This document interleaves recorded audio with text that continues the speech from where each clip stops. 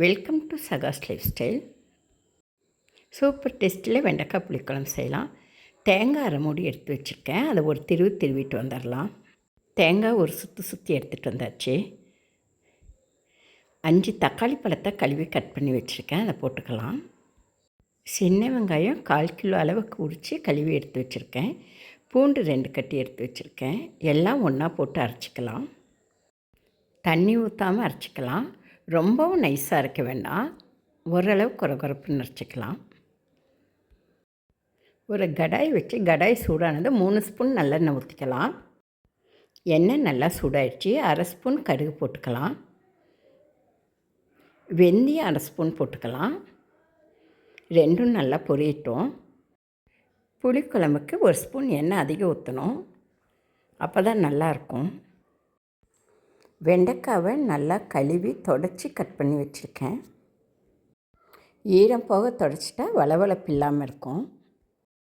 நல்லா கழுவி கட் பண்ணி வெயிலில் 10 நிமிஷம் வச்சா வளவளப்பு இருக்காது. கடுகும் வெந்தயமும் நல்லா படப்படன்னு பொரிஞ்சிருச்சு.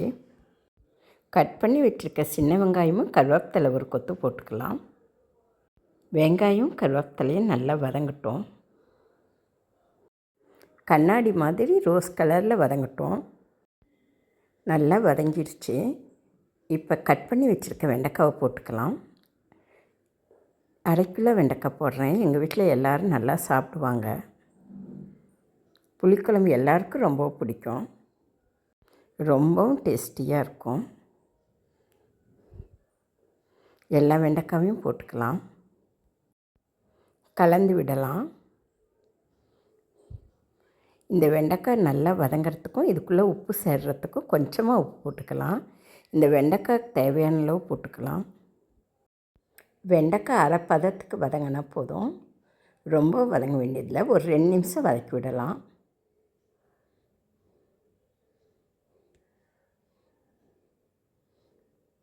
கழுவி தொடச்சனால இதில் வளவளப்பு இருக்காது. வெண்டைக்காய் நல்லா வதங்கிருச்சு. தேங்காய், தக்காளி, வெங்காயம், பூண்டு அரைச்சி வச்சுருக்கோம். அதை இதுலேயும் ஊற்றிடலாம். தண்ணி ஊற்றாமல் அரைக்கணும்.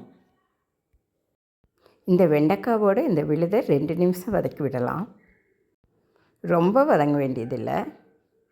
ஒரு 2 நிமிஷம் அந்த எண்ணெயில் கலந்தால் போதும்.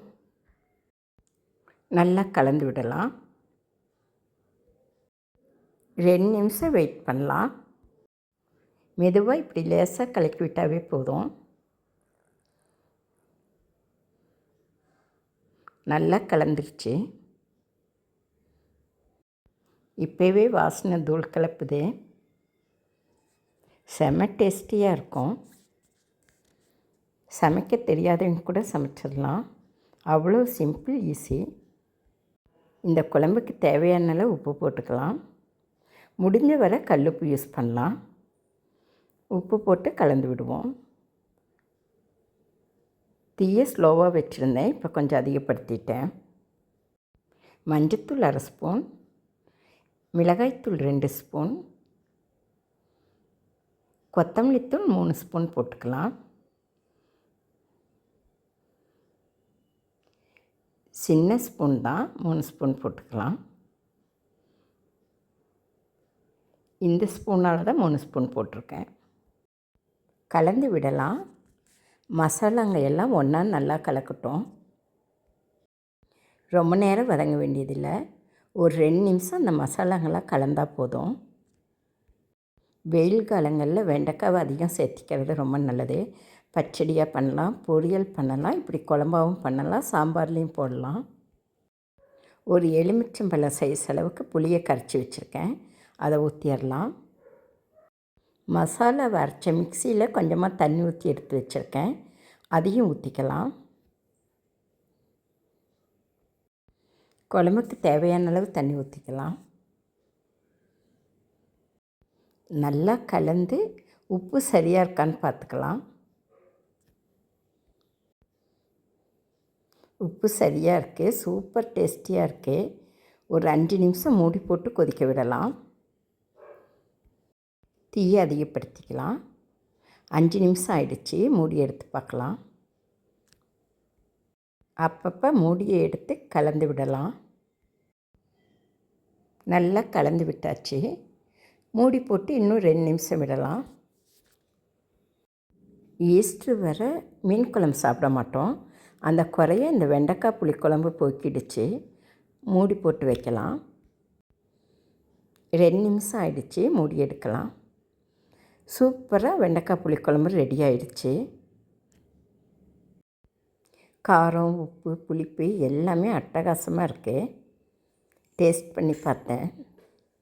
செம டேஸ்டியில் இருக்குது. நல்லா கலந்து விட்டு ஒரு கொத்து கருவேப்பிலை போடலாம் மேலே. இந்த புளிக்குழம்புக்கு அந்த கருவேப்பிலை தான் வாசனை தூள் கிளப்போம். கருவேப்பிலை போட்டு நல்லா கலந்து விடலாம். அட்டகாசமான வெண்டைக்காய் புளிக்குழம்பு ரெடி ஆகிடுச்சு. தேன் மாதிரி இருக்குதுன்னு சொல்லுவாங்க. நிஜமாகவே அப்படி தான் இருக்குது. செம்ம டேஸ்டி. ட்ரை பண்ணி பாருங்கள்.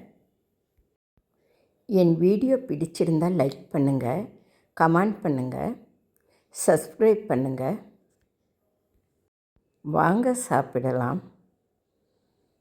என் வீடியோ பார்த்த உங்களுக்கு என் மனமார்ந்த நன்றிகள். நம்ம அடுத்த வீடியோவில் சந்திப்போம். கேஸை ஆஃப் பண்ணிடலாம்.